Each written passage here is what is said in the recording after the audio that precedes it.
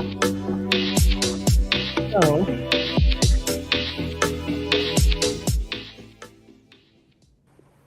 hey, welcome once again, Wholesale Hotties. My name is Sharon Lee Smith, your host for this evening. Joining you with Angie Milanazzo and Monique Fell, and our special guest this week is Amy Rende. Amy is a private money lender, and we are so happy to have you on the show today. Thank you. I'm so excited to be here. Thank you so much. Oh, you're welcome. We're so glad you're here. So tell us a bit about you. Where are you located in the country? What are you up to? What is your experience? All the good things. All the good things. Yes, absolutely. So I live in Michigan with my husband and my twin daughters that are 10. Yeah, so they keep me really busy. And the weather has been interesting here. I don't know if you've heard, but we had sub-zero temperatures here. Although I heard Florida had snow, so that's nothing to speak about. Right? Crazy, right? Yeah. So yeah, I've been a real estate investor. Actually, my husband and I got started in short-term vacation rentals back in 2005. Actually, we bought our first vacation rental actually on Maui, and it was before Airbnb was even around. So we did everything long lines from here in Michigan through VRBO. And so that really started our taste of real estate investing and being entrepreneurs. So we bought a second one shortly after, and then that kind of stayed dormant. We kept, dealing with the short-term rental long terms. We managed it. We did renovations, but nothing else local for quite a while. And then once COVID hit, I was homeschooling my daughters. They were in kindergarten at the time. And I don't know if any of you had to go through that, but it was quite interesting to say the least. I was still working full time. I actually had left my corporate job as I started off in accounting. So grew up really poor, went to school for accounting, but didn't really care for it at all. So did a couple career changes and ended up in sales. So when COVID hit, I was doing sales. I was a recruiter for accounting and finance. And at that time, it was really just a struggle every day to deal with the girls, deal with a sales job. And I just thought I needed a break. So what I decided to do was take a leave of absence. And my husband and I and the girls went away on vacation one summer. It was summer of 21, actually. And I just thought, you know what? I don't know that I can go back to my corporate job. And so while we're on vacation, I kind of casually mentioned to my husband, hey, what if I quit my job and do house flipping? Like, what do you think about that? And he was like, you know what? I think you'd be really good at that. And so that started it. My leave of absence had started. It was the first week of my 12 weeks off, right, through FMLA. Started doing a bunch of research. When we got back from vacation, I just dove in. I figured, like, if I can figure this out, I'll never have to go back. And so I took the time, looked at, what the best place was to flip. There's so much information at our fingertips now. Oh yeah. I mean, you can just about Google anything. And so I really just tried to put everything together. I bought a house within a couple weeks, got everything together and started flipping. So I went through the process and started doing it myself, and hired contractors, made it all the way through, and was successful at it. So that by the time that 12 weeks was up, I never went back. And so I've just been doing full-time investing since then. So I've done fix and flips, buy and holds. We eventually sold one of the condos that we had in Maui and did a 1031 exchange on it and bought more properties here in Michigan. So kind of a combination of flipping and long-term rentals. And we've just continued to expand that. But throughout that time is when I got involved in private money lending.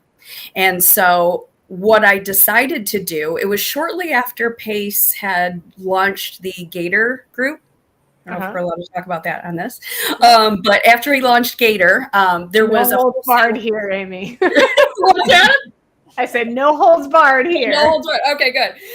So shortly after he started Gator, I was not yet in sub 2, but there was a wholesaler who actually was part of sub 2 and that I had grown pretty close to. I had bought a couple deals off of and everything like that. So he started bringing me some deals, and honestly just started getting involved. What I loved about it was that I could just kind of do it on the side while either my projects were going on or I was in between projects or something was on the market and it hadn't closed yet. It just gave me some time before jumping into something else. So I loved it. I mean, it was a really good way to get acclimated. And I'm really glad that I did it that way, in that I had the experience prior to becoming a lender, because I knew how to look at ARV. I knew how to comp a property. I knew how to look at the rehab budget and say, this doesn't make sense. There are so many deals out there, in my opinion, that aren't even deals. They're,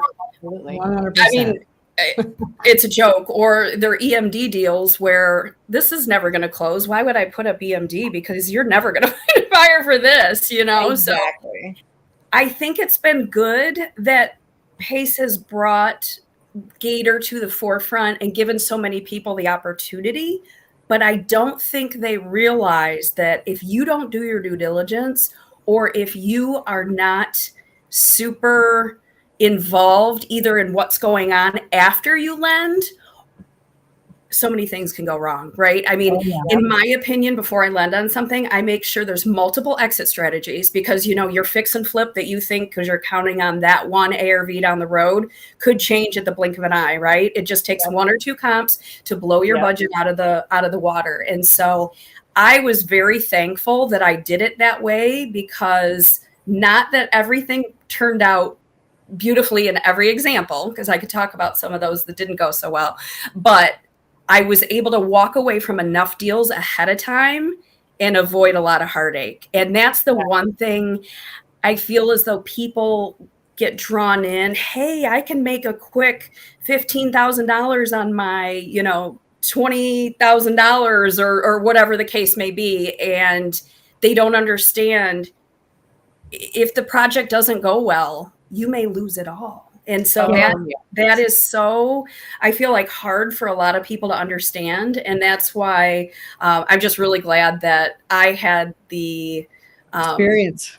The experience going into it. I knew what to look for. I knew how to kick the tires on the budgets and things like that. So I feel like a lot of people are at a disadvantage when they don't do that, because they're just taking everybody's word for it. And even if people have the best of intentions, things go wrong. And we see that so many times. I mean, I can't tell you the last 2 years how we've all heard these horror stories. And it's really sad. It really is. But what I do is I like to lend, but I'm also love to get people involved in projects as a borrower too. I think it's a great way. I've had a lot of people come to me and say, I really want to get started in real estate investing. I just don't know what to do. And so we talk about a couple options, and like, hey, if you want to put a little bit of your money to work, and I can guide you through the project and show you like what we're doing, how we found it, and all the way through, then they feel a little bit more comfortable to take the leap and maybe do something themselves, or at least dip their toe in the water a little bit more. Right. And sometimes people just want to be lenders. They don't want to be as actively involved. I have one gal who, she's amazing. She just likes to keep her money rolling. So I want to say her return is like 12%. So 1% a month, right? And she just keeps it going. And I've even said like, hey, we're done with this project. I can wire your money back. And she's like, you know what? I really like those interest payments every month like that. I'm really counting on that. So it's a nice way just to kind of keep it rolling. And I think as long as you build those good relationships with people, you keep them informed, you let them know what's going on, I think it can really be a win-win situation. But there's also a lot of times out there where it doesn't go so well. Oh yeah. I've seen it all. Yeah. I really feel like this last year has really gotten out of control. I don't know if you guys have seen a lot of that, but there's a lot of situations where people have got in over their heads. One thing that I always like to tell people is you never want to leverage a property up to 90, 100%. I see people leveraging over 100%. I actually got a call from a good friend today. He's a fellow investor here in Michigan. We kind of invest in some of the same areas. And he lent on a property. It was a sub-2 deal, and he was getting 22.5% interest annualized. And it was over leveraged, and he knew that going into it. He went into third position, which to me is insane. And now the guy's defaulted, and he's got to go to a lawyer. Oh no. I feel as though when people are paying that high of interest, they're doing it for a reason. It's not a stable investment, and they have to in order to get the capital. And I really wish people would realize that. If it seems too good to be true, it just might be too good to be true. Yeah, it is. It really is. And it's really sad because tens of thousands, hundreds of thousands have gone up on some people I know in our community. And it's really sad to see. It really is. Yep. And then so those do things. you often land yourself? I do. Yeah, I do. Absolutely. So what I typically do, I don't like to do anything longer than about 6 months if I can help it. But I think it's a really nice way to put some of your own money to work in something else and then use other people's money for your own projects. And you're almost doubling down. So yeah, I love to do that. And so if I do it on a fix and flip, I'm getting a lot more cautious on doing that just because the market's turned so much. But what I do like to do is sometimes when people are renovating for a cash out refinance, as long as we know that the ARV is there and that there's enough room, I'm comfortable doing that, knowing that if it's only leveraged up to 70 to 75%, there's enough room in the deal if anything were to go south, if I had to take on the asset. I'm also a realtor, licensed real estate agent, so I could always throw it on the market myself if I had to or finish the renovation. But that's where I feel more comfortable right now. I would not personally lend on something that goes up to 90%. I know a lot of our lenders will come into second position and they have no problem with that, but I would never present a deal to a lender if it was anything more than up to 80%. I just don't feel comfortable doing that because if the room isn't there, that's one price drop. That is one low comp. That is one interest rate point, right? I mean, we saw that happen over the last couple of years where the interest rate started going up very quickly and the prices just kept coming down. Here in Michigan as well, we're very dependent on the weather. So our ARVs and our sales prices go down drastically in the winter. So if anybody has something on the market between, and they're trying to sell it between November and March, it's probably going to sell at a lower price point. So that also is very much something to consider, and people don't take that into account. So I feel like there's so many factors that have to go into it. And but one thing I love to do is really help people get started in doing that through private money lending, because I do think it's a great way to sit on the sidelines, work with a seasoned investor, as long as they're going to take you under the wing and help show you the ropes. I think it's a perfect way to do it. You just have to be working with the right people, right? What's the average?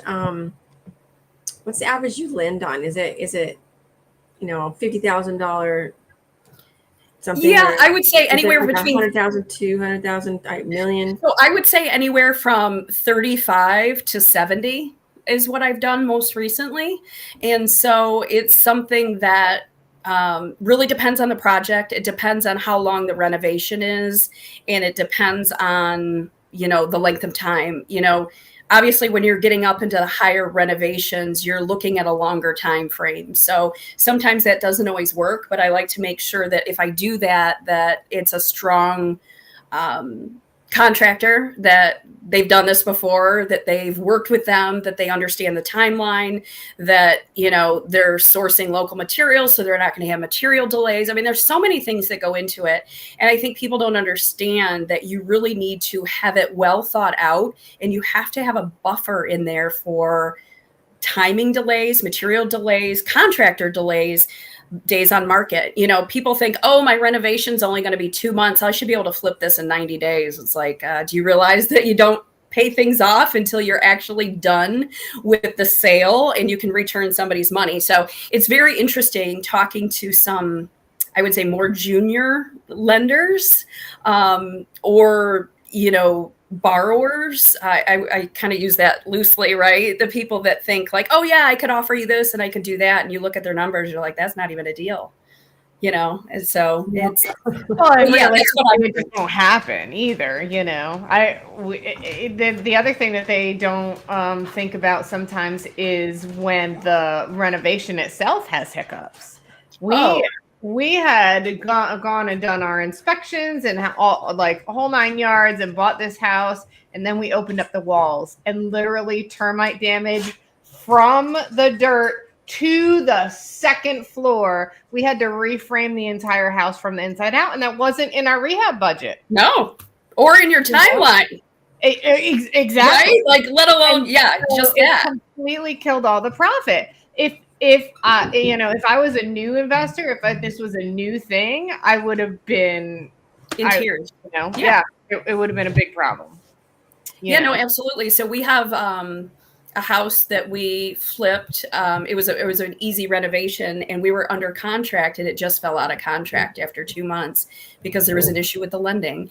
You know, the gal who was buying it ended up opening a bunch of credit cards over the holiday season and blew her debt to income ratio. So we have to go back on the market. You have to be prepared for things like that. You have to be. You just don't know what's going to happen. And if you don't have those buffers in there, you know, if we had lenders, that's not something we actually took a lender on it. We self-funded it. But had we had lenders involved, you know, we would want to make sure. So when I borrow from lenders, I really tell them that, you know, we're going to try for 9 months, but I'd like to tell you 12 months, and we pay off early, you're still going to get the same payoff. So we like to over promise, or, you know, under promise and over deliver, so that we're not putting anybody in a bad situation. A lot of times when people are lenders, they don't realize that even though they're telling you it's a 90-day term or a 6-month term, you may not get your money back. So if you really need that money, you have to be very cautious in putting that out, because you may not get it back in that time frame, and typically you don't. So when I lend, I as a lender buffer it myself and say, okay, you know, I'll plan on 12 months for this, but, you know, if it happens to come back sooner, I'll be very happy. But that's typically, and to be honest, most of the deals that I've looked at quite a few deals to lend on over the last 3 to 4 months, and there hasn't been many good ones. So I have not been putting my money to work. I don't know if you ladies have seen that recently, but they're not, you know, they're not too good. So always looking for new deals. Like if anybody has something and they want to put something in front of me, I would love to help. And I love in Michigan? Only in Michigan? Okay. You know, no, not necessarily. I will lend outside of Michigan too. Absolutely. As long as I can understand the team and make sure that the borrower has some experience. I don't typically lend to first-time buyers unless I'm partnering, or borrowers, unless I'm partnering with them and helping to run the project, then I will. I've done that, but that's usually more local because I want to make sure that I can help step in. You know, I've had situations where I actually had one, the one that I did that went very much awry. The borrower sat on the project for about 6 months and didn't do anything. So I had to step in and finish the renovation, and, you know, lesson learned. I will make sure that never happens again. So, so yeah, if it's a first time borrower, I would prefer it to be local so I could step in and at least help or use some of my own resources if their, you know, contractors end up not being reliable or, you know, do shoddy work or anything like that. Do you see in private money lending on a first position or a second position, Do you see the returns to be similar or a little bit different? You know, I don't see a ton of first position lending, and that might be because I'm not lending 200, 300,000. Now, if it was, I would think, some of the returns might not be as much, but to be honest, when somebody in a second position loan is offering something that I would consider absurd, my red flags always go up, right? Like, why are they doing this? Yeah. How bad is the deal? If there is enough room in the deal, in my opinion, there shouldn't be a whole lot of difference because you should be covered no matter what. Even if you're in second position, if there is enough room in that deal where you have enough equity, even if you have to foreclose on it, then to me, it's almost as equally secure. Now, I know a lot of people only do first position loans. I tend to do second position loans. I just make sure that the deal is solid enough that there's enough room on it. So what I'm seeing is, to be honest, 10 to 12% is what I'm seeing on average. Sometimes people are offering 15%, but when I see something really what I would consider, 15, 20%, 25%, it's really not a deal anyway. It's almost like you do a cursory glance at it and you can tell there's no room. This isn't even something somebody should be looking at. So that's what I'm seeing. When you're looking at a property to see, okay, do I want to land or not land? What do you look for? I mean, I know you comp this. So what do you do to comp? What works it for you to make, this is what I want to do. And this is how I go through the process to get that information that I need to determine what's a good deal, what's not a good deal. Yeah, absolutely. So what I typically do first and foremost is I'll look at the property. I'll look to see, year built, square footage, bed bath count. I think that's big. I look to see how the big ticket items are, roof, HVAC, foundation. Has anybody looked at that? I'm not a bit afraid of a big renovation. I just want to make sure that it's been looked at. And then what I do, honestly, just very quickly, I will go to Zillow and look at the recent comps right around there. And honestly, within 3 to 5 minutes, you can even tell if it's something you want to dig into even farther. For me, I can tell, based on what they think their renovation budget is, right? I'm pretty good at estimating budgets, at least here in Michigan. I know what labor costs, and I always source all my own materials, and then I pay for labor separately. So I know what to configure in that. And then I definitely look to see what ARV is. A lot of times I see buyer or potential borrowers listing their ARV. And if that's blown out, you're just like, okay, that's a big red flag right there. So those are the things I look at. I kind of quickly glance through the property, see if it looks like something that somebody could handle. And then I look at the recent comps, which is so easy to, as long as you're not in a non-disclosure state, right? Which is sometimes a little bit more difficult. But yeah, we just kind of dive into the areas right around there. And then you always have to take off 10%. I don't ever go by the highest comp in the area. You just can't. You need to make sure you have 3 solid comps. What people don't understand is when lenders are looking at properties. So like, let's say if you're going to, fix and flip, and I'm sure you ladies all know this, when you're going to sell that property, whoever is trying to get a mortgage on that property, they have to get it appraised. If the appraiser can't find 3 to 4 solid comps, they just throw their hands up and they sometimes won't even lend on it, or they'll give you such a ridiculously low appraised value that it's not going to work for you anyway. And so a lot of times people say, well, there's really no comps, but this one has an extra bedroom and this one has an extra bathroom, so this should be close enough. It's like, yeah, that's not how it works. And so I feel like I'm probably a little bit more willing to just do a cursory look and then send it back and say, this doesn't make sense. You would have to buy it for X in order for it even to make sense. And I think a lot of times people don't understand that. They're like, well, the wholesaler has it for 120,000. Okay, but those numbers don't work. Don't ever be afraid to put an offer in less than what somebody's asking for, because if the numbers don't work, it's not going to work, A lot of times those wholesalers have a huge fee on it, make a lower offer, negotiate it down because they've got the contract lower. And if they're a good, ethical, moral wholesaler that's trying to actually help people, they will come down off their fee. They will work with you. Maybe I know for myself, I've taken notes where I get paid on the back end. If they hit a certain sale price, I'll take that much there. So I just stay in the deal somehow. If it's a good wholesaler, they'll work with you. Yeah, so exactly. Yeah, you're absolutely right. If the number doesn't make sense on the buy price, offer lower, see what happens. The worst they can say is no, and okay, so you move on.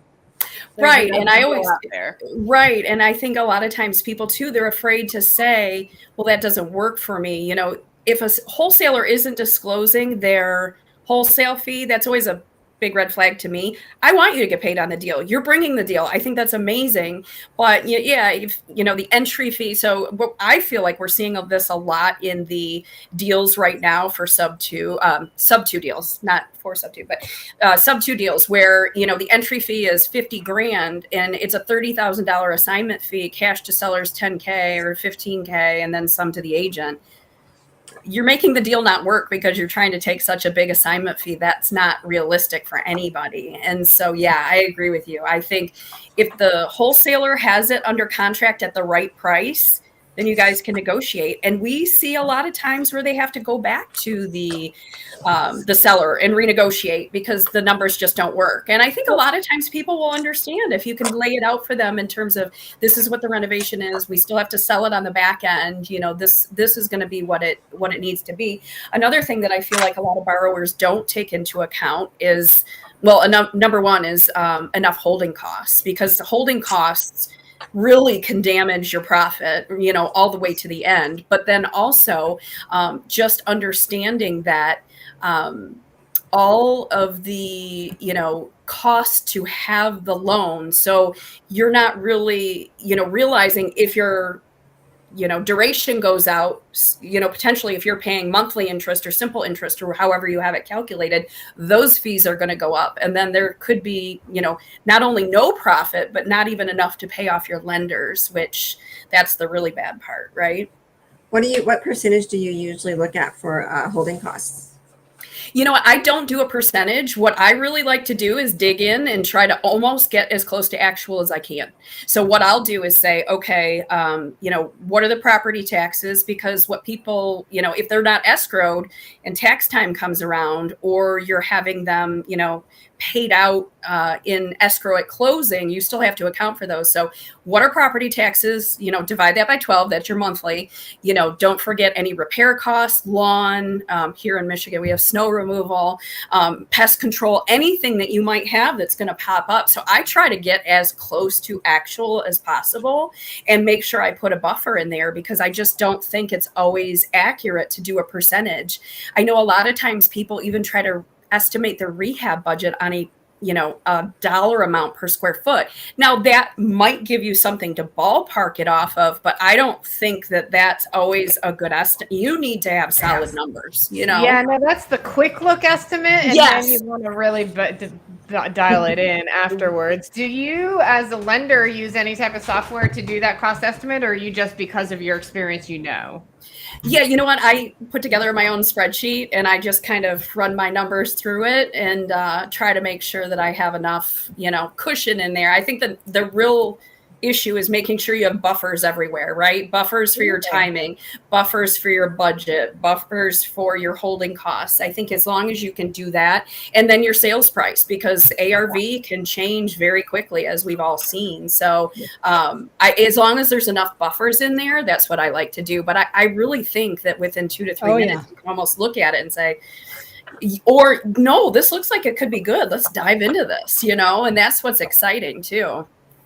So when you're looking at lending, do you have like a sweet spot for how many bedrooms, how many bathrooms, what you kind of want the house to look like?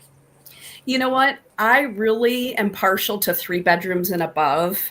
To me, you really limit your buyer pool when it's 2 bedrooms or under. Now, if it was something, maybe as a midterm rental or something a little bit more in a resort area where 1 or 2 bedrooms is okay. But to me, for family, I feel like 3 bedrooms and above. Here in Michigan, as rentals, it's very common to have 3-1s, and those have no issue. If it's for a homestead, people really want a 3-2 or at least a 3-1.5 so that they have more than 1 bathroom, right? So those are usually what I look for. I have no problem lending on something that's older. Here in Michigan, we have a lot of homes that were built in the 30s, the 40s, the 50s, the 60s, and that's okay. I'm okay with that, as long as things seem to be in good working order, and at least if they're not, that you have it worked into your budget. Like, I think that's okay. But those are some of the sweet spots that I look for.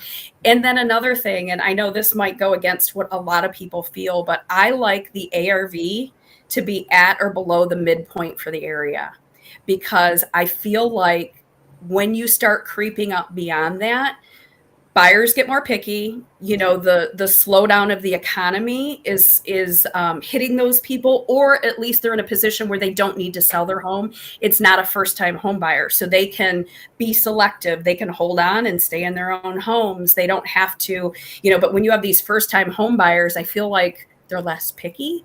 They will, it's the most amount of buyers. So that's what I like to look for, because that house is going to turn off the market really quickly. I don't know if you guys see that in your markets, but that just seems to be the sweet spot. So some of the people that, some of the projects that went longer and stayed on the market longer were over that. And that's always been my threshold. And when I deviate from that, that doesn't work as well. But that's just something that I feel like as an investor, it's best to stay at that midpoint. And that's really easy to find. People. I don't know if some people know this, but you can literally Google what is the midpoint of the housing prices in, ABC city.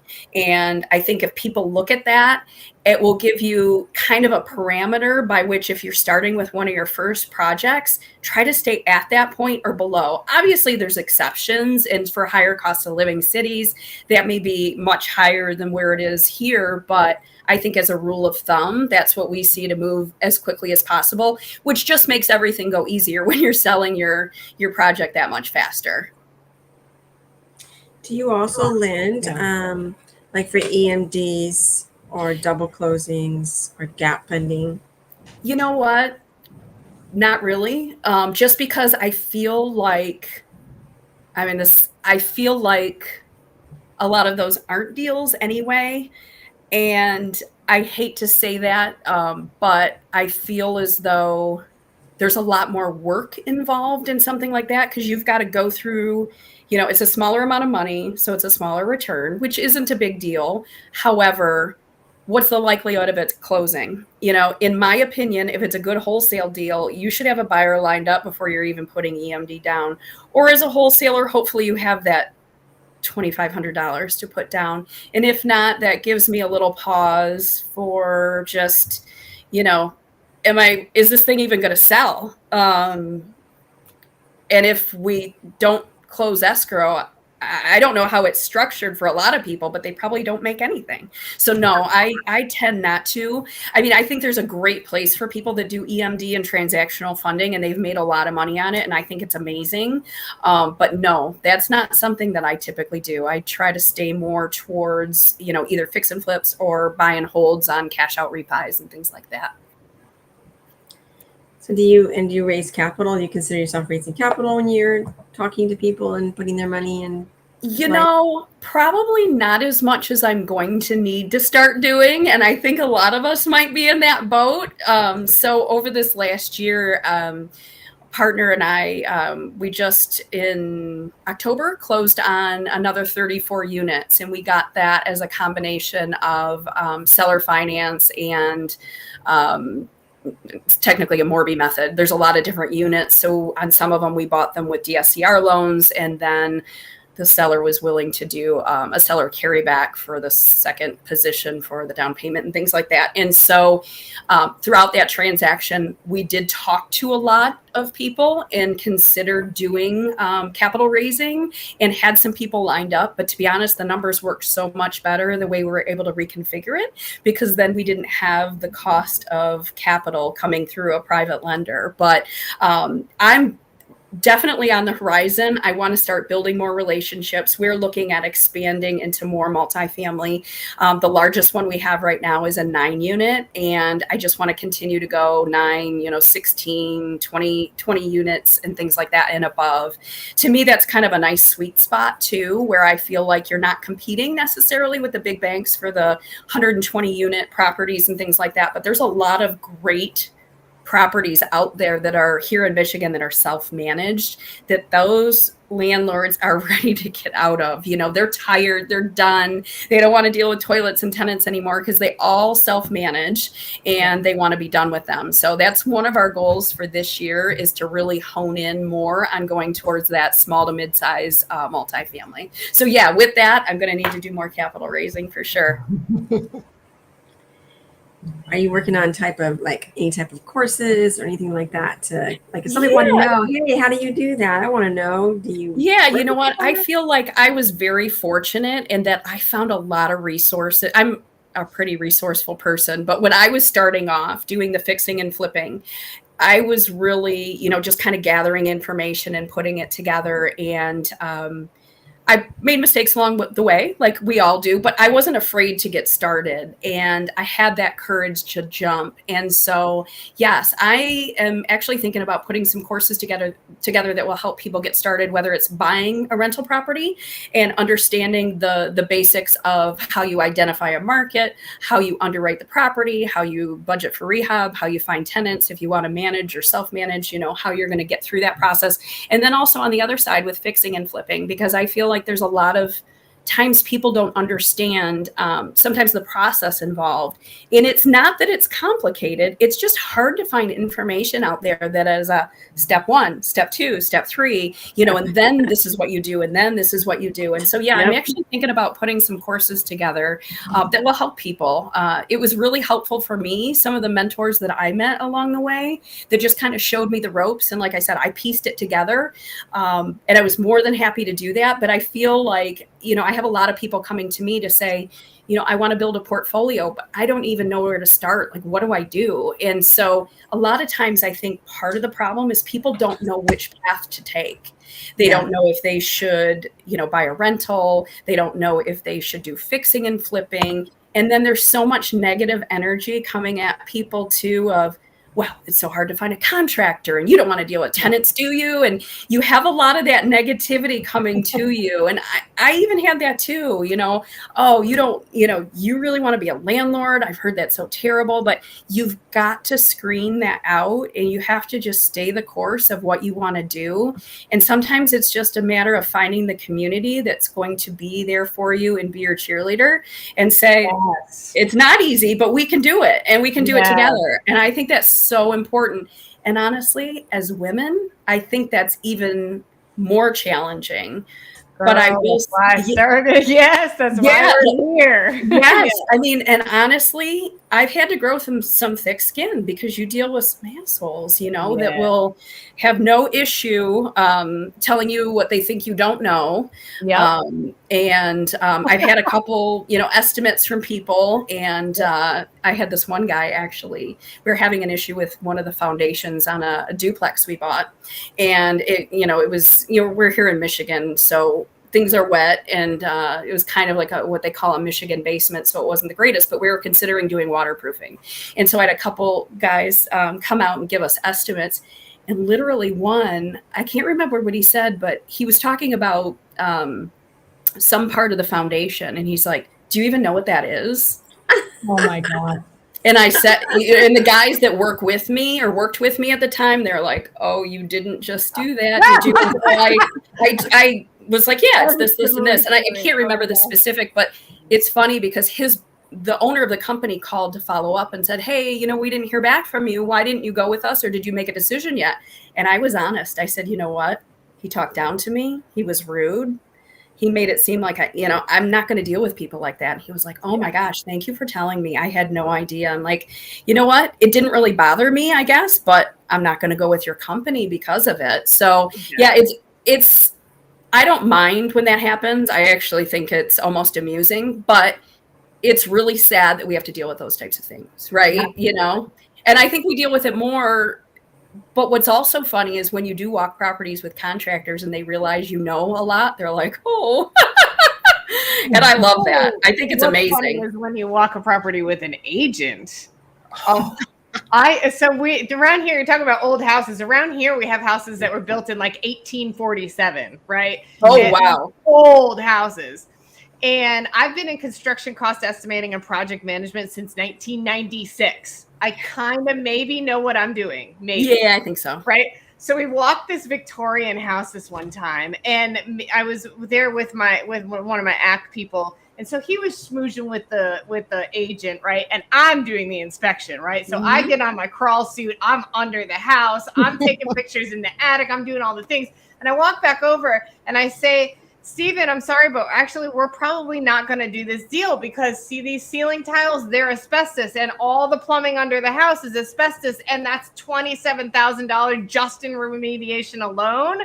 Never mind the fact that this is in the historical district. And so the materials that we have to use in order to do this renovation would just blow this budget out of the water. That old man goes, well, my cousin's brother crawled under there and that plumbing's just fine, sweetheart. I looked at him. I looked at Steven. I shook Steven's hand and I go, I'm sorry, but this man is never getting any of my money. And I walked away and I drove away. That's awesome. Like, no, don't ever call me sweetheart. Oh my God. No, I know. It's unbelievable, but it's so common. And I think just being women in this industry is pretty uncommon. But you know what? It's funny because I feel like I partner with a lot of guys, which is great. And they've been great. And I'm showing them the ropes, which I think is hilarious. I love it. I mean, it's not to say they're not handy people or anything, but just understanding a renovation, understanding how to comp properties, right? There's so many different components to it. It's not just, they can swing a hammer, so therefore they know everything. It's not like that at all. There's a lot of different nuances. And then the financing piece of it too. I think it's really another thing when you're talking about private money lending is understanding the exit strategy. So if you are going to do a cash out refinance, you better have talked to some lenders to make sure that they will lend on it with, for you at the end, or at least give them the rundown and understand what their terms are. If you can't go beyond a 70% ARV, or if it's a loan to cost, or you really need to know what you're doing. And it's funny where they're like, well, I don't know. I think we'll just sell it. Okay, well, what if that doesn't work? Or, what if it's on the market for a while? Do you have another exit strategy? Because I think the best deals have multiple exit strategies. Maybe it's the type of a house that you can hold on to as a rental, or somebody would be interested in making a group home out of it. Or, it's close enough to a university where they would be able to make it student housing. I think it's just anytime a property has multiple exit strategies, for me, that's so much more attractive to lend on, because I feel like there's a safety net, right? You don't have to worry about just this one thing happening. And if it doesn't, you're in trouble. I think that's always something. And the one thing I think I've learned since I've been in real estate is the need to pivot. Yes. You have to be willing to do it quickly too. Yes. When I started fixing and flipping in 21, the market was really hot and it started taking a dive, and just looking at, the interest rates going up, property staying on the market longer, the rental market was just continuing to soar. It was like, you got to look at some of these projects and see if maybe you want to just hold on to them as rentals till things turn around. And, it's funny. I feel like a lot of investors get stuck on just one thing and they're like, well, that's what I'm good at.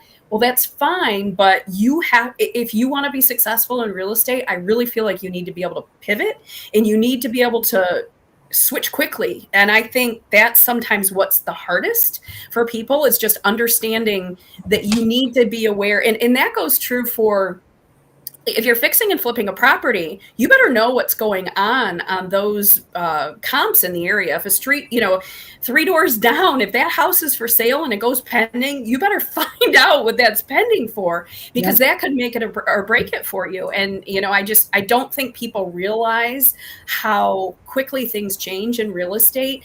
I think it's great that PACE has always kept us abreast of that and tries to get us to think that way, because I really feel like if you don't, or you're not quick enough to act, you can really get in trouble. And I think that's why a lot of these flippers got in trouble, because they were just, continuing. And if it was a project that was taking 18 months, like, what are you doing? You got to change your strategy or cut back on that budget and just get it listed or something. And it's done, right? Yeah, absolutely. So I think that's something too.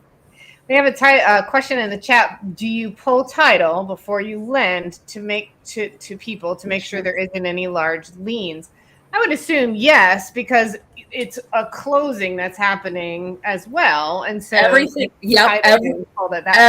goes through title. So I'm in Michigan, which is a title state, but I know a lot of states are lawyer states, right? So you close with an attorney. Don't ever do anything outside of title or an attorney, because all money should only go through those sources. And so, yes, all title will be pulled. You'll make sure that when the borrower buys the property, they have a warranty deed, not just a quitclaim deed. That's very big. I know sometimes people think, oh, well, I just got it quitclaimed to me, that should be fine. Huge red flag. That there's no guarantees on that at all. And then you want to make sure that your investment is recorded as either a deed of trust or a deed of mortgage too. And we always do that as we're taking care of our lenders. As a borrower, I insist upon that. Even having a TC involved, I think, is always very helpful as well, because we need to have a JV agreement is something that, we make sure, but then also that something is recorded at title.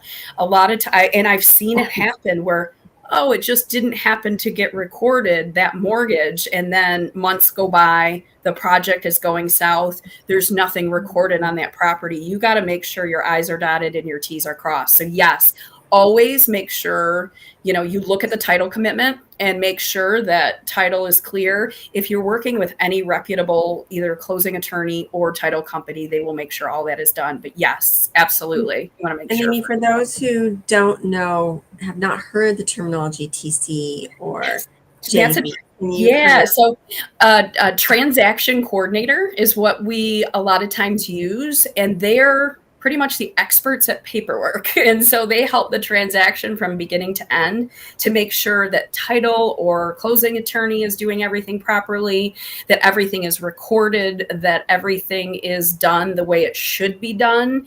If we're doing private money lending, or if it's a creative deal, there's a lot of moving parts. And so you want to make sure you're always protected. So I pretty much insist that we have a transaction coordinator on almost every deal. I didn't do that at first, but they were a lot more simple deals. Now that we're getting more into creative type of deals and lending on those, and like you had mentioned, sometimes structuring it a little bit different, where you get paid out on the back end, not necessarily on simple interest and things like that. I just think it's so important to have all that documentation in place. And then a JV, a joint venture agreement. I think that's always important, unless you are going into an LLC with somebody. If you're truly drawing up a new entity to hold the property in a separate company together with your borrower or lender, then you could do it that way. If not, it's always recommended that you have a joint venture agreement between the two parties to let you know what the terms of the agreement are, the payoffs and, interest amounts and things like that are. So I think that's really important. Yeah. Nice. Wow, we've been going nonstop. I know. Sorry, I'm talking so much. I love it. This has been really, really great and super helpful. Can you tell us how people get in touch with you? Yes. How people, connect with you for deals, bring deals to you to evaluate? How do we submit for you for lending, all that stuff? Absolutely, absolutely. I would definitely say reach out through Instagram.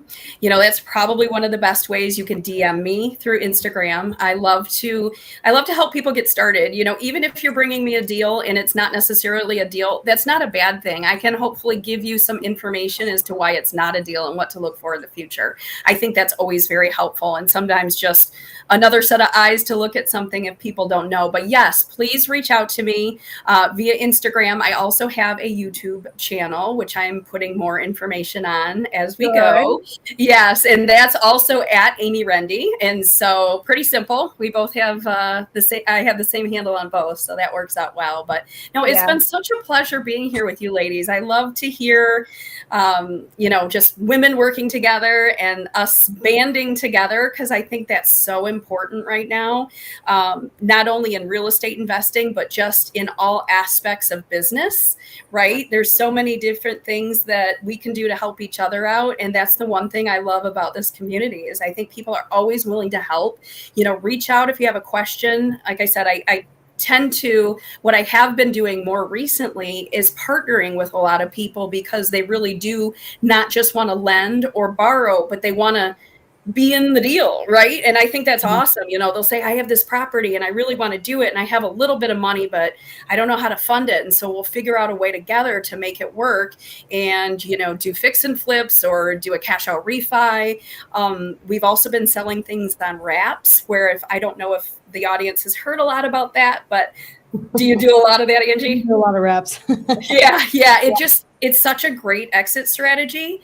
And so here in Michigan, land contracts are so prevalent that everybody knows what they are, and they a lot of times gravitate towards those because, they might be in a position where they don't qualify for a loan. And so it's another way to have some passive income coming in. So it's definitely something that we've been doing. But no, it's been so awesome to be here with you ladies, and certainly would love to help anybody if they're interested in just learning a little bit more, have a deal they want me to look at, or any way that I can help. I think it's always wonderful to be able to do that. And like I said, I don't just lend in Michigan. I do lend all across the country. And if I'm not the right lender for you, I might know of somebody else who would be, because I think sometimes it's a matter of timing too. You might have all your funds out, or you're waiting on them to come back, but you don't have everything right now, and so sometimes it's just a matter of timing as well. Nice. Yeah. So what's it like juggling a 10-year-old twin girls and a whole entire real estate, conglomerate? Yeah, right. You know what? They're good kids. My husband is great. We both work from home. We obviously work here, and so it's good. I mean, some days you're ready to pull your hair out and some days you're not. But what I love is, so I grew up very, very poor. 16. And, what's that? I said, wait till they're 16. Right. Oh gosh. Well, I'm already getting to that with one of them, but I grew up really poor. And so to me, to be able to be a role model for my girls, to show them that we can do anything we want to do. I will bring, when they were younger, I would bring them and they would help me paint a garage door, or they'd be cleaning. Just this past summer, before we put one of our flips on the market, they were there and they were cleaning with me. I think it's so good for them to see we can be empowered. We can do whatever we want. We just have to put our minds to it. And to be honest, I think most of the times we do it better than men. And I hate to say that, but I feel as though we're better at multitasking. We're better at staying organized. That's science, girl. It is absolutely better. There's study after study. We're better at multitasking. Yes.